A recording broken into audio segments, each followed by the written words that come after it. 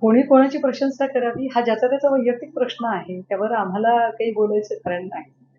मात्र कलाकारांनी भूमिका घेणं आणि भूमिका निभावणं या 2 वेगळ्या गोष्टी आहेत. आणि कलाकार भूमिका घेत असतील, तर ती अजून आनंदाची गोष्ट आहे. पण मग भूमिका घ्यायची असतील, तर त्या सगळीकडे सारख्या घ्याव्यात.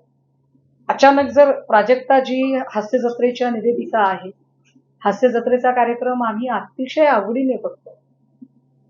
पण ज्या प्राजक्ता माळी या महिला लैंगिक अत्याचारावर किंवा महाराष्ट्रात गेल्या महिनाभरामध्ये 3 ते 4 स्कॅन्डल मोठी-मोठी उघडकीस आली. त्याच्यावर चकार शब्द बोलत नाहीत. त्या अचानक देवेंद्रजींच्या संदर्भाने स्तुतिसुमने उधळताना दिसतात. तेव्हा प्राजक्ताजींचं हे सगळं बोलणं हास्य जत्रेतल्या स्किटपेक्षा सुद्धा अधिक हास्यास्पद वाटतंय. एवढं जरी त्यांना कळलं तरी पुरेसं आहे.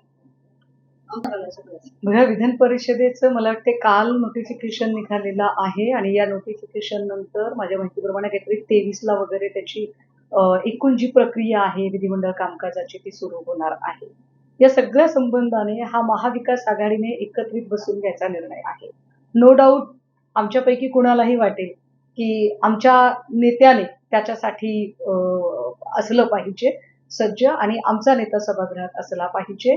मात्र आमच्या सन्माननीय पक्षप्रमुखांना नेमकं काय वाटत आहे आणि या सगळ्या संबंधाने महाविकास आघाडीच्या ज्येष्ठ नेत्यांचं काय म्हणणं आहे ते जास्त महत्वाचं आहे. मला असं वाटतं की मी अतिशय छोटा कार्यकर्ता आहे, त्यामुळे काय नेते काय ठरवतात हे जास्त महत्वाचं. हा माझ्या पातळीचा प्रश्न असते, त्यामुळे मी त्यावर काही भाष्यच करू शकत. 2.5 वर्ष ड्रगची लढाई मी लढतीये आणि गेल्या 2.5 वर्षात म्हणजे अगदी पोटशेकार प्रकरण झालं, ललित पाटील प्रकरण झालं, त्यानंतर साताऱ्याचं सावरीचं ड्रग्ज प्रकरण झालं, महाबळेश्वरमध्ये 45 किलोचं कोकेन मिळालं. या प्रत्येक वेळेला मी आवाज उठवत आले, म्हणजे अक्षरशः यावर मी प्रश्न विचारले तत्कालीन एक्साईज मिनिस्टर शंभूराज यांना, तेव्हा शंभूराज यांनी माझ्यावर केसेस टाकल्या. पण हे सगळे अशा पद्धतीने प्रश्न विचारल्यावर केसेस टाकून आवाज बंद करायचा प्रयत्न करणारे मंत्री आमचा आवाज बंद करण्यापेक्षा हे जे ड्रग्ज पेडलर, एजंट किंवा हे जे एकूण डिस्ट्रीब्युटर जी काही चेन आहे ती चेन कुठून कशी सुरू होते ती बंद करण्यात मात्र अजिबात यशस्वी होत नाही.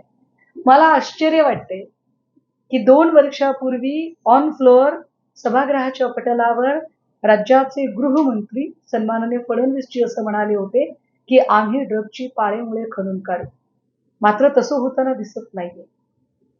आता तर आम्हाला शंका यायला लागलीये की या ड्रग्जचाच पैसा राजकारणात ओतला जात आहे का, ज्याच्यामुळे कोट्यावधींची उलाढाल होताना दिसते आणि निवडणुकांमध्ये हा पैसा कशा पद्धतीने उधळला जातो हेही दिसत आहे. त्यामुळे हे गंभीर आहे, कारण खूप कष्टाने आम्ही आमच्या पोरांना शिकवतो, त्यांना योग्य ते शिक्षण देतो, त्यांना चांगल्यातलं चांगलं कॉलेज मिळालं पाहिजे अशी आमची इच्छा असते. पण एका अतिशय सर्वोत्तम कॉलेजला जेव्हा लेकराला ऍडमिशन मिळतं त्या कॉलेजच्या गेटवर जर ड्रग्ज पेडलर उभा असेल तर ही बाब चिंताजनक आहे. मुंबई कॉस्मोपॉलिटियन सिटी आहे, ज्याला एक आर्थिक राजधानीचं शहर म्हटलं जातं आणि या शहरामध्ये अशा पद्धतीने ड्रग्ज विक्री होताना जर समोर येत असेल तर गंभीर आहे. आणि विशेष 2-2.5 वर्षापासून फक्त छापेमारी चाललेली आहे, मात्र यातनं बाहेर काही ठोस असं येत नाही. ती महिला आरक्षणाच्या विधेयकाने आम्ही आमची भूमिका स्पष्ट केलेली आहे, सन्मान्य पक्षप्रमुखांनी आपली भूमिका स्पष्ट केलेली आहे. राष्ट्रीय एकात्मता म्हणून आणि एकूण महिलांचा उत्कर्ष साधने यासाठी म्हणून आम्ही या भूमिकेला विरोध करण्याचं कारण काहीच नाहीये. पण हे करत असताना आमचं पुन्हा पुन्हा म्हणणं आहे की डिलिमिटेशन तुम्ही कधी महिला आरक्षण देऊ शकणार आहात? एकदा तुमच्याकडे आकडा आला डिलिमिटेशन झालं की डिलिमिटेशन तुम्ही कधी करू शकणार आहात? जेव्हा तुम्ही जनसंख्या याची गणना करणार आहात. कास्ट सेन्सस तुमच्या हातात नाहीये. कास्ट सेन्सस करा, मग डिलिमिटेशन, मग हे सगळे इतके टप्पे आहेत की या सगळ्या टप्प्यांचाही विचार केला जावा आणि सगळ्या घटकांना म्हणजे महिलांमधले सुद्धा जे वेगवेगळे प्रवर्ग आहेत त्यांना सुद्धा न्याय मिळावा ही आमची भूमिका आहे. आम्ही महिला आरक्षणाचे विरोधक नाही आहोत, आम्ही समर्थकच आहोत, स्वागतच करतो. पण आम्हाला सतत असं वाटतंय की आरक्षणाचा लाभ घेण्यासाठी आधी आम्हाला संरक्षण तर मिळालं पाहिजे. एबीपी माझा, उघडा डोळे बघा नीट.